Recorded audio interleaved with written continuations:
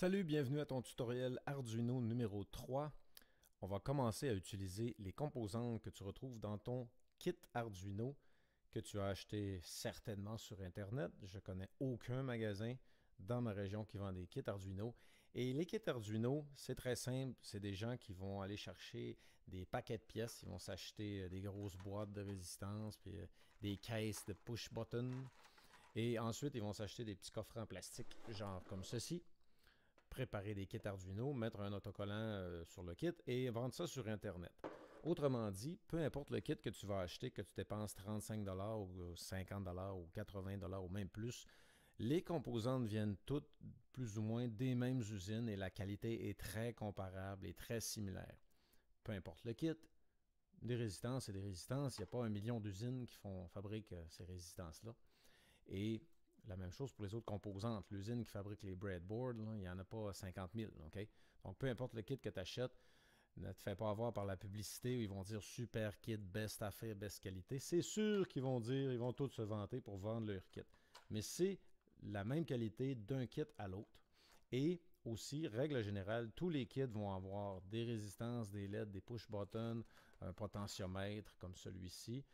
Parce que c'est des éléments vraiment nécessaires, c'est les éléments de base pour apprendre la programmation, un step motor.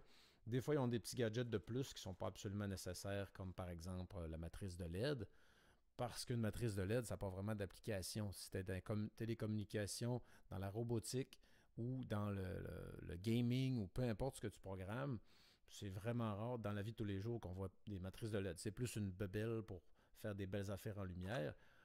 Les petits buzzers aussi, c'est relativement rare qu'on va utiliser ça dans nos gadgets électroniques. On va utiliser d'autres choses. Par contre, des step motors, c'est très très fréquent. Dans la robotique, tu as besoin de step motor. Tu vas avoir besoin de cette composante-là aussi. Donc, les composantes essentielles sont à peu près dans toutes les kits et la qualité est très semblable d'un kit à l'autre. La première chose que je te conseille de faire quand tu as reçu ton kit, c'est de séparer tes composantes, mettre les composantes distinctes dans une boîte, genre style boîte à sandwich du magasin où rien n'est à 1$, et toutes tes autres fils dans l'autre boîte. Pour faire le montage d'aujourd'hui, on va commencer par ceci que tu as dans ton kit Arduino. Parfois, c'est juste la moitié de la grosseur. Ça, c'est un grand, on va dire. C'est un maximum. Et la moyenne, ils vont faire juste la moitié de cette grosseur-là. On va aussi te donner dans certains kits un mini breadboard qui sert à faire d'autres montages. Mais pour l'instant, on va prendre lui qui ressemble à ça. Et ça s'appelle un breadboard.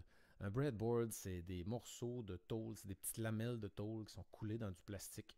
Et on a des rangées avec des petits trous où on va pouvoir installer des composantes. Donc, supposons qu'on est sur la rangée 0, ben les 5 trous de la rangée 0 sont tous connectés sur la même broche. C'est une petite broche en métal à l'arrière, un petit morceau de feuillet de tôle plié en deux, coincé dans le plastique.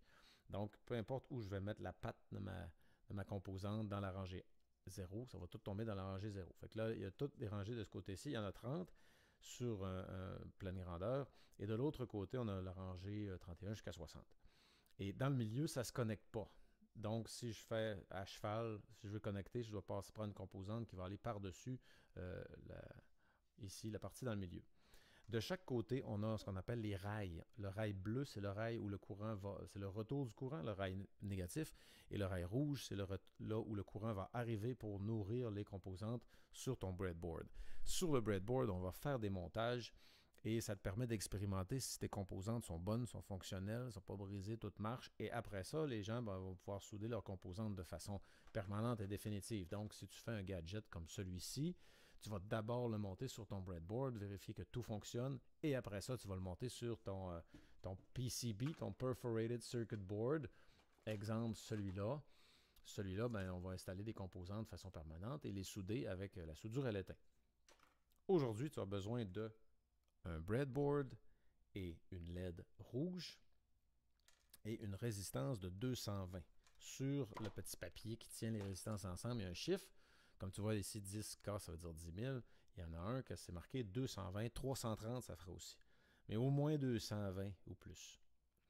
Et ta résistance, comme c'est une composante qui n'est pas polarisée, tu peux la connecter sur un sens ou sur l'autre, contrairement à un LED qui est polarisé, c'est-à-dire qu'il y a un sens pour le connecter. Si tu le mets à l'envers, elle ne marchera pas.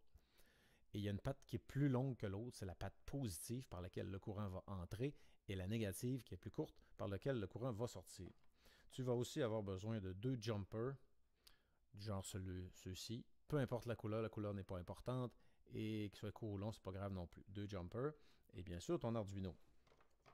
Avant de commencer, je te donne un mini cuillerée de théorie sur l'électronique, sur les résistances, avec un petit dessin comique. Ça, c'est un tuyau d'eau, un boyau d'arrosage qui se dirige vers toi et toi, tu bois l'eau qui sort. Et il y a juste un petit peu d'eau qui sort, il y a 1 litre à la minute qui sort. Et tu es capable de boire l'eau au fur et à mesure, tu n'en perds pas une goutte, il n'y a pas une goutte qui tombe à terre, tout va bien, 1 litre minute. Si on monte la pression d'eau, on monte la pression à 3 litres par minute et c'est vraiment ton maximum. Tu vas être capable de boire ça sans problème. Si des fois on rajoute un petit peu, mais c'est pas grave, tu as une tolérance un peu plus. Mais règle générale, tu veux boire de l'eau à 3 litres par minute, c'est vraiment ce que tu es capable de faire sans trop souffrir. C'est ta vitesse de croisière. On appelle ça ta capacité nominale. Si je monte à 9 litres par minute, tu vas faire... Puis là, ta tête va grossir comme dans les bandes dessinées, puis ça va mal finir. Ça va être trop pour toi. Peut-être que je pourrais le faire pendant une fraction de seconde, là, mais ça va être quand même trop pour toi. En électronique, c'est le même principe. Si on a une source de courant qui donne 9 volts, par exemple une batterie qui est carrée comme ça, là, puis qu'on les envoie dans une LED qui a un rating de 3 volts, la LED va éclater, ça va prendre une fraction de seconde, la LED va être brisée, elle va être définitivement endommagée. Comme si toi, je t'envoie dans le boyau d'arrosage 9 litres d'eau par minute, alors que ta capacité nominale, normalement, c'est 3 litres par minute. Tu vas gonfler comme un ballon, ça va faire boum! Et c'est pour ça qu'on met une résistance. La résistance va faire baisser la pression électronique, la pression électrique, et elle va être de cette manière-là, avant d'arriver à la LED, comme ça, la LED va être capable de s'endurer. C'est comme si dans ton tuyau, tu aurais collé des petites roches pour baisser la pression d'eau. La pression est à 9, puis après ça, l'autre bord des roches est rendu à 3. Là, 3, tu es capable de boire au fur et à mesure, comme la LED va être capable d'absorber l'électricité. Et la résistance, en échange de manger le surplus, la résistance va émettre de la chaleur. Et le LED, en échange de recevoir du courant, elle va utiliser le courant pour émettre de la lumière. Et rendu à l'autre bout, ici, on va avoir 0 volt sur le ground. Et nous, ce qu'on va faire, c'est dans la vidéo aujourd'hui, on va prendre du courant qui va sortir de la pin numéro 8, qui va passer dans une résistance, ensuite dans une LED, et le retour va se faire par le ground sur l'Arduino. La pin numéro 8, quand le courant va sortir, il va être à 5 volts. Et la LED est à la rating pour moins que 3 volts. Donc, entre ça, le 5 volts, la sortie, la pin 8, on va mettre une résistance qui va absorber le surplus pour que notre LED puisse survivre. Le montage, je sais qu'il y a des calculs mathématiques qui vont avec ça, et quand tu étudies l'électronique, tu vas choisir exactement, parce que si ta résistance résiste trop, elle va prendre trop de courant, puis ton LED, il pourrait recevoir plus. Tu as trop mis de roche dans le tuyau, là, je serais capable d'en moins en plus, mais ça résiste. Si ta résistance est trop faible, la LED va être capable de faire un bout, là, mais ça va être dur pour elle, elle va recevoir trop de pression électrique. Alors, notre montage, c'est très simple. Tu prends ton breadboard comme ceci et tu vas installer le bout de ta résistance. Moi, je vais le mettre dans la rangée 0, comme ça. Et l'autre bout, je vais la mettre dans la rangée 5, comme ceci. C'est pas obligé d'être 5, ça pourrait être 4, 3, 7. OK, moi j'aime ça design. Fait que c'est à peu près comme ça. Ensuite, on prend la LED. On identifie la patte la plus longue, qui est la patte positive. Et la patte la plus longue, on la met dans la même rangée que la résistance, c'est-à-dire la rangée 5. Et l'autre, je la mets dans la rangée 10. Et ça donne ceci.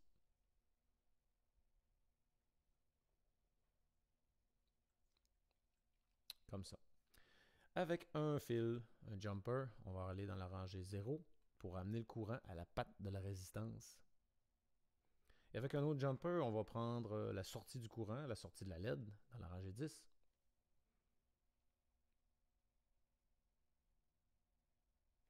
Donc, mon fil blanc va être connecté sur pin 8, digital 8, et mon fil orange va être connecté sur GND, sur ground.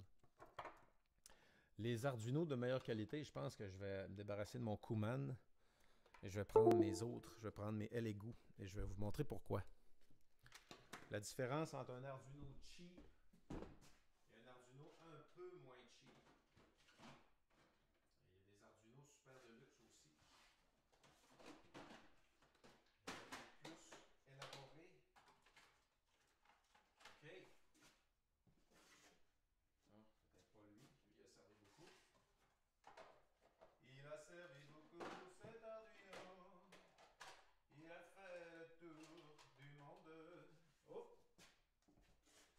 Arduino, il y a des vrais authentiques Arduino faits en Italie, mais à 89 $ le kit. Je vais passer mon tour. OK, la différence entre un Arduino, quand je parlais de la qualité des composantes. Cet Arduino-là, c'est un assembleur qui a assemblé les composantes nécessaires. Ça fonctionne, mais il n'a pas fait de surplus du tout. Comparé à un Elegoo. La compagnie Elegoo, la différence, c'est qu'elle va imprimer sur le côté du plastique le nom des pins. Donc, sur le dessus, c'est mon no name.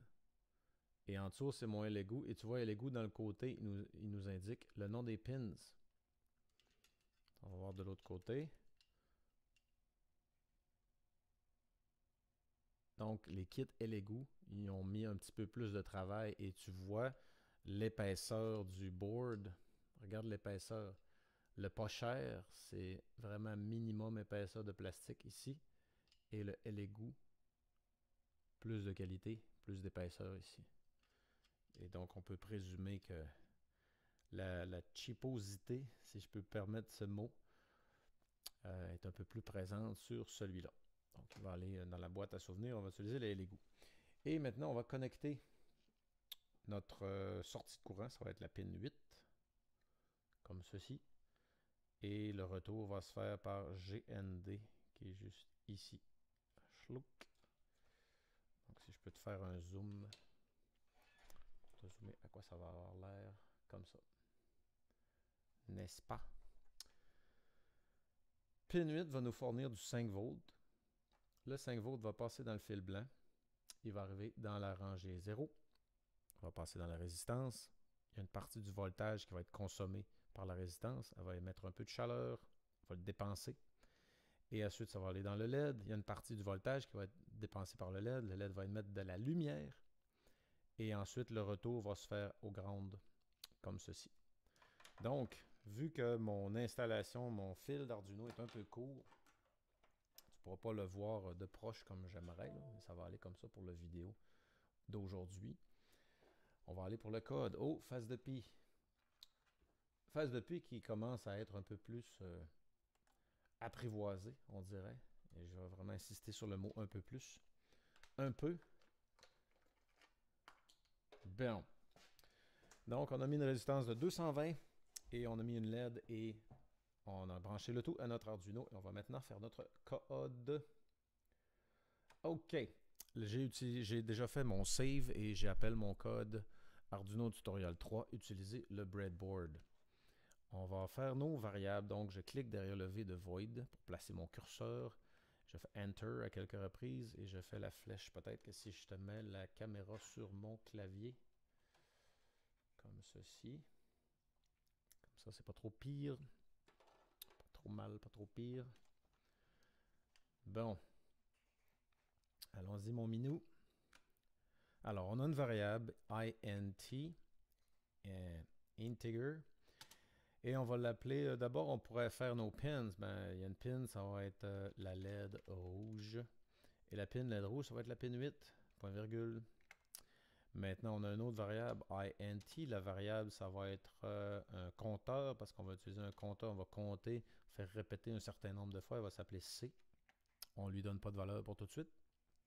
Au démarrage, on n'établit pas une valeur. On fait juste dire à l'Arduino, il y a une valeur qui s'appelle C. Elle existe, là, on dira plus tard c'est quoi. On va avoir deux délais différents. Donc, int délai 1, il va être égal à une demi-seconde, c'est-à-dire 500 millisecondes. Et un autre délai qui s'appelle délai 2. Et on va l'appeler, tiens, ça va être une seconde. Et maintenant, on va avoir une variable qui va s'appeler string. String, c'est du texte qu'on peut faire changer en cours de route. Au lieu d'être fixe, c'est un texte qui peut varier. Puis notre string, ça va être, ouvrez les guillemets, bonjour, je suis Arduino. Voilà. Je vais juste faire une petite vérification avec mon autre code. OK, c'est ça. Donc, on a créé des variables. Il y en a une, ça va être pour désigner la LED qu'on utilise, sur la pin qu'on utilise. La pin 8, on va l'appeler LED rouge. Ou en fait, la variable LED rouge, ça va désigner le chiffre 8 qui va être associé avec une pin. On a une variable qui va s'appeler C, on n'a pas donné de valeur au démarrage. On a une variable qui s'appelle délai 1 qui vaut 500 millisecondes, 500. Et on a une variable délai 2 qui s'appelle vaut 1000. Et notre variable string qui va être un texte qu'on peut faire varier et qui est égal à quoi? Ouvrez les guillemets. Bonjour, je suis Arduino. Fermez les guillemets. C'est tout. Dans notre setup, on va commencer par manger notre bol de céréales, cereal.begin. On commence le matin avec un bol de céréales à la vitesse de 9600 bauds. C'est la vitesse à laquelle on demande à l'Arduino de nous parler. Si je te dis, parle-moi à 500 mots par minute ou 1000 mots par minute, ben on a dit à l'Arduino, parle-nous à 9600 bauds. Et après ça, on fait un pin mode parce qu'on utilise une pin. Et notre pin mode, ça va être la pin LED rouge, n'est-ce pas? Et LED rouge, ben oui, face de pi. LED rouge, ça va être une sortie, output, comme ça. Et est-ce qu'on a d'autres choses? Ben oui, on va dire serial.print. Oh, serial n'allume pas. Pourquoi? Parce que ça prend un majuscule sur ce mot. Serial.print, ben tu vas dire... Attends, j'ai quelque chose à corriger ici, là. String, ça va être MSG, tiens. Donc, je vais avoir dans mes variables, je vais avoir une variable, ça va être du texte. Puis ce texte-là, je vais l'appeler MSG, puis on va l'établir à bonjour, je suis Arduino. Fait que si on met MSG ici, quand Arduino va lire cette ligne de commande, il va dire imprime sur le port série quoi? MSG. C'est quoi MSG? Ben, MSG, c'est une string, c'est du texte fait pour les êtres humains. Fait que notre string, c'est ça. Bonjour, je suis Arduino. Et c'est tout pour notre void setup. Oh, on va mettre println. Voilà. Bon, dans le main code, on va utiliser une commande qui s'appelle for, F-O-R. Et for, c'est quand on fait un loop. Ça veut dire pour, comme dans la phrase pour la durée de, fait les lignes de commande suivantes. Et for, il y a 3 paramètres à mettre. Le premier paramètre, c'est le point de départ. Ben, le point de départ, ça va être quelle variable qu'on veut utiliser pour notre loop. Tu veux dire, tu répètes 15 fois, ben, on a besoin d'un chiffre, puis notre chiffre, c'est notre variable C. Puis au départ, on va lui établir une valeur de 0. Donc au départ, elle vaut 0. Quand il va faire les commandes pour la première fois, elle va valoir 0. Point virgule. Le deuxième paramètre qu'il faut mettre, c'est quoi la condition pour que notre loop continue de faire son loop. Ben, on va dire tant et aussi longtemps que C est plus petit que 4. Donc, au départ, C va valoir 0. Il va faire les lignes de commande. Il va faire C plus 1. Il va valoir 1. Faire les lignes de commande. Il va valoir 2. Après ça, il va valoir 3. Puis quand il va valoir 4, il ne recommencera pas son loop. Donc, on établit la limite. La limite, c'est tant que C est plus petit que 4. Et après avoir effectué la série de commandes qu'on va lui donner, on va lui dire « fais C plus 1 ». Ou au lieu d'écrire C plus 1, tu peux juste faire simplement C++. Ferme la parenthèse. Et là, on met curly bracket. Et sur un clavier, comme le clavier que j'utilise, clavier parfait pour la programmation, ton curly bracket, il est ici. Parfois, il va être, s'il est à droite sur ton bouton, s'il est à la place droite, il va falloir que tu fasses Alt. Et puis s'il est en haut, ben, en plus de faire Alt, il va falloir que tu fasses Shift. OK? Comme par exemple, je ne sais pas si j'en ai dessus là-dessus. Non, lui, il n'y en a pas.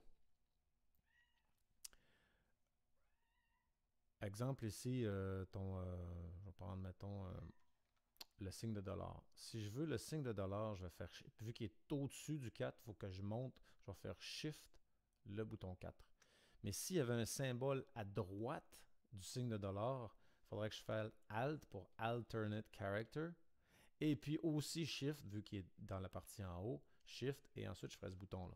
Mais sur mon clavier, vu qu'il est configuré tout en anglais, quand je veux faire mon pen curly bracket, vu qu'il est ici en haut, à gauche, comme normal, je vais juste faire Shift et il va être là. Phase de pi! OK. Donc, on fait open curly bracket. Oups. Voilà. On fait Enter. Et on a dit, on va faire un loop, tu vas répéter quelque chose. Et notre point de départ, c'est la valeur C, et on la met à 0 au départ.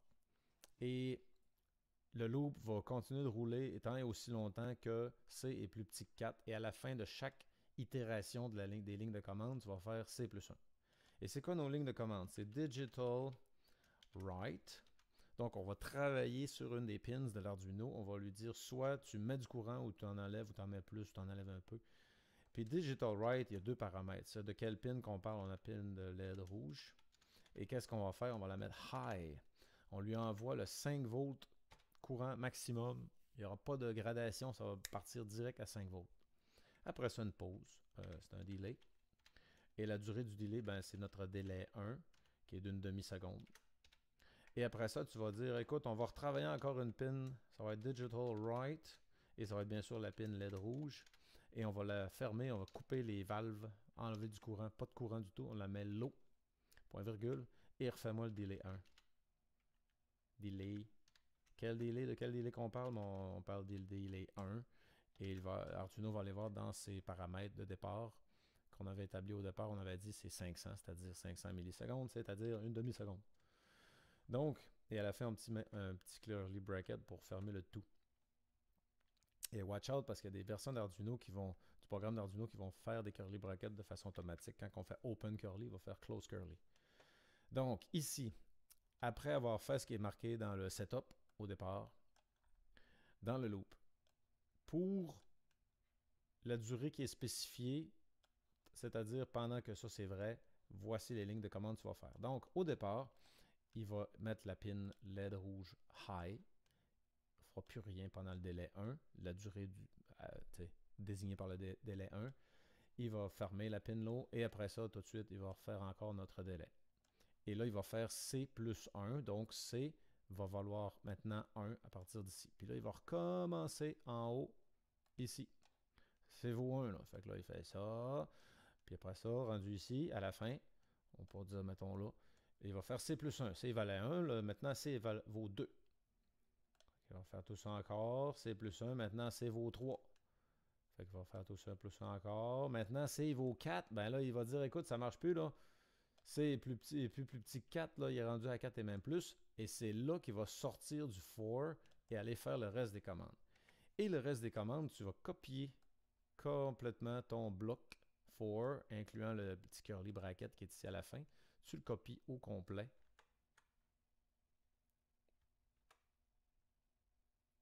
Tu le copies au complet, tu fais CTRL-C sur ton clavier, tu vas placer ton curseur en dessous, tu fais CTRL-V et tu vas changer délai 1 pour délai 2. Donc, il va répéter, il va clignoter le LED à la vitesse délai 1 et après ça, il va clignoter le LED à la vitesse délai 2 et après ça, il va recommencer délai 1, après ça, il va recommencer délai 2 pendant l'infini.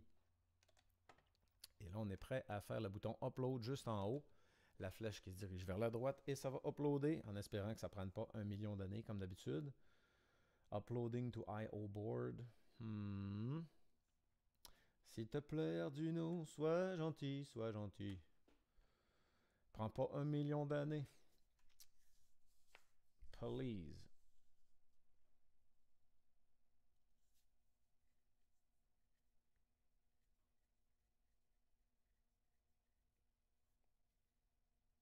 Uploading to I/O board. C'est dommage parce qu'avec Windows 10, normalement, il y a la puissance pour le faire. C'est vrai que mon logiciel pour faire les vidéos consomme une certaine quantité de mémoire vive sur l'ordinateur. Mais quand même, ça serait supposé être beaucoup plus vite que ça. Uploading to I/O board.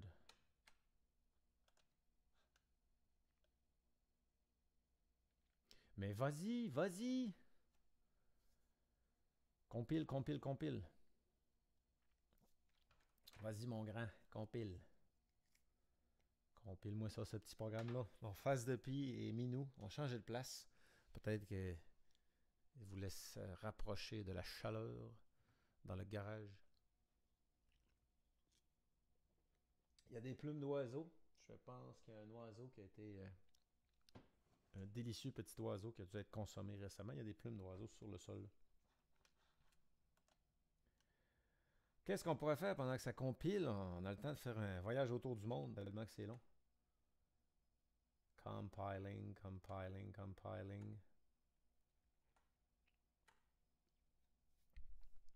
Digital signifie, si tu ne l'as pas encore vu, si tu es nouveau ou nouvelle à mes vidéos, digital signifie qu'on envoie l'électricité au maximum selon le système. Arduino, c'est 5 volts.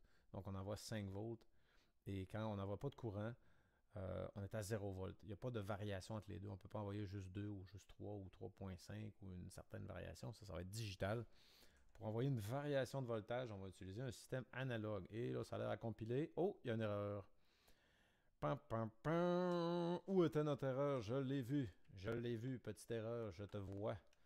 Ici, on avait oublié un point virgule. Et on recommence l'upload.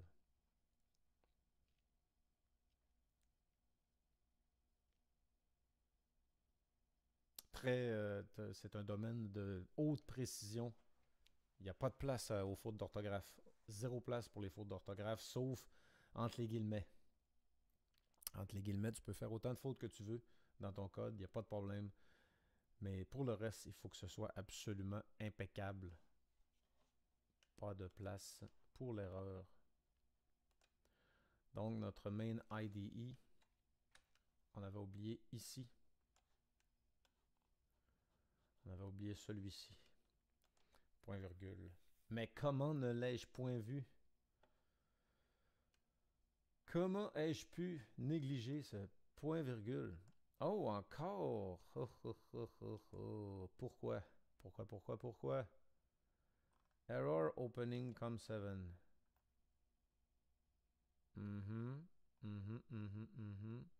Error opening COM7.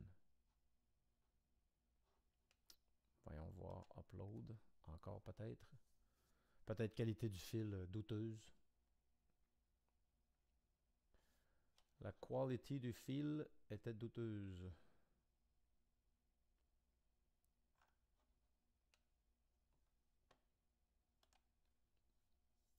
Patience, patience, patience. Seigneur que c'est long. C'est pour ça que je fais pas de montage vidéo. J'espère toujours que ça se fait de façon rapide et simple et efficace. En principe, je devrais prendre la vidéo, puis aller dans la vidéo, puis faire couper, faire. Je pense que c'est pas tout à fait honnête. Plus on truque une vidéo, moins c'est honnête.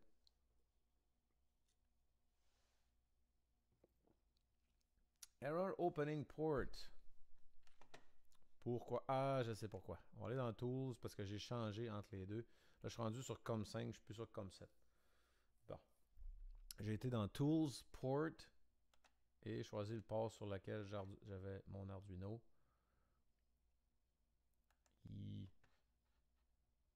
J'ai compris. Voilà. Quand tu connectes ton Arduino sur l'ordinateur, il va choisir par quel port de communication et ça se fait automatiquement. Mais tu dois quand même aller dans Tools, Port et choisir Arduino. Ça va être affiché quel endroit. Parfois, ça peut être parce que tu as redémarré ton ordinateur ou différentes choses. Tu as débranché l'Arduino, tu l'as rebranché, il a décidé de changer de port. Des fois, il va garder le même. Donc, à chaque fois qu'il y a un débranchement et un rebranchement d'Arduino, il faut aller vérifier le port. Le port. Ce cher bon vieux port. Ah, mais dépêche-toi! Oh! Qu'est-ce qui marche pas? Les erreurs s'accumulent, les erreurs s'accumulent. C'est un désastre. Délai 1. OK. Est-ce qu'il y a d'autres fautes là? Oui, il y en a une faute là. Délai 2. Seigneur, que celui qui n'a jamais de faute écrive le premier code. Delay, delay, delay. L'habitude de toujours faire tout en anglais. Délai 1, délai 2. OK. Là, ça devrait marcher. Hein, c'est des choses qui arrivent quand tu fais tes codes. Il y a une erreur, ça ne veut pas, tu recommences jusqu'à temps de trouver l'erreur. Ça t'oblige à avoir un très grand sens de l'attention et le souci du détail. Alors, pendant que ça compile, pendant que ça cuit, Pendant que ça cuit, j'ai utilisé beaucoup récemment mon système Mesh. Mesh, c'est-à-dire c'est de la communication par antenne. Autrement dit, au lieu d'utiliser la compagnie de téléphone pour envoyer des textos, j'utilise ça qui envoie le texto directement à l'autre personne sans passer par le fournisseur de téléphonie. Et bien sûr, le bon vieux Tamagotchi qui fait la compilation des points Wi-Fi. Oh, ok, c'est done uploading. Bon. Alors, le résultat, allume, éteint, allume, éteint, allume, éteint. Ensuite, 3 fois court. 2, 3, 4, 1, 2, 3, 4. Donc, on a 4 courts et 4 longs.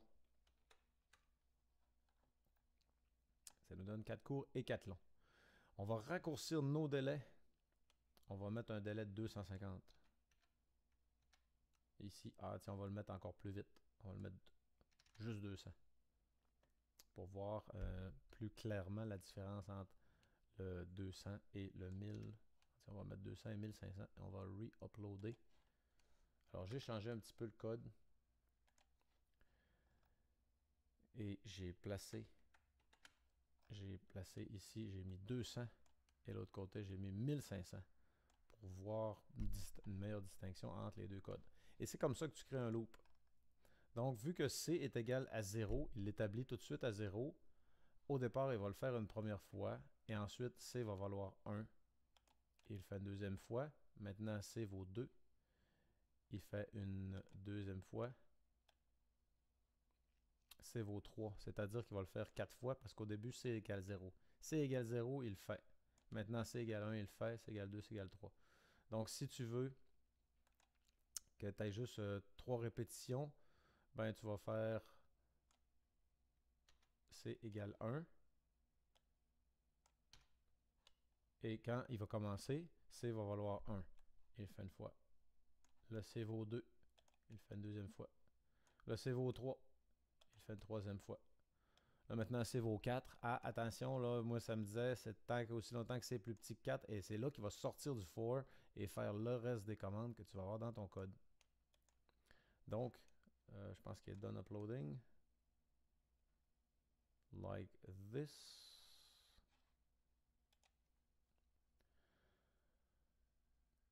2, 3 répétitions longues. 2, 3. Ah, attendez un petit peu. Attendez un petit peu. Il n'avait pas uploadé les modifications que j'ai faites. En fait, si on fait la compilation dans mes vidéos, la partie la plus longue, c'est la partie où on attend pendant que ça compile. Pendant que ça cuit. Pendant la cuisson. Et encore, en attendant que ça compile, encore un rappel du code. On a créé des variables. Au lieu d'écrire tout simplement les chiffres, on fait une variable comme ça. Si j'ai utilisé 1000 fois dans mon code la pin 8, puis je veux finalement utiliser la pin 9, j'ai pas besoin de trouver partout ce que je l'ai mis. J'ai tout simplement à changer une seule chose ici au niveau de mes variables. La même chose pour mes délais. Si le délai de 200 millisecondes, il sert 400 fois, parce que j'ai programmé un jeu vidéo, puis là, mes personnages se déplacent, ben, j'ai seulement qu'à changer la durée ici, dans la variable, et ça va être correct pour tout le reste. Et ça compile, et maintenant c'est fait. Allons voir du niveau de la webcam. Donc, 1, 2, 3 répétitions. 1, 2, 3. 1, 2, 3 longues. 1, 2, 3 courtes. 1, et 2, et 3. Et c'est ce qui conclut la vidéo d'aujourd'hui. J'espère que tu as appris quelque chose et j'espère que la vidéo vous a aidé à comprendre un peu comment fonctionne Arduino. Là, on a vu une commande digitale. La prochaine fois, on va faire une commande analogue. Et sur ce, salut, bonne fin de journée.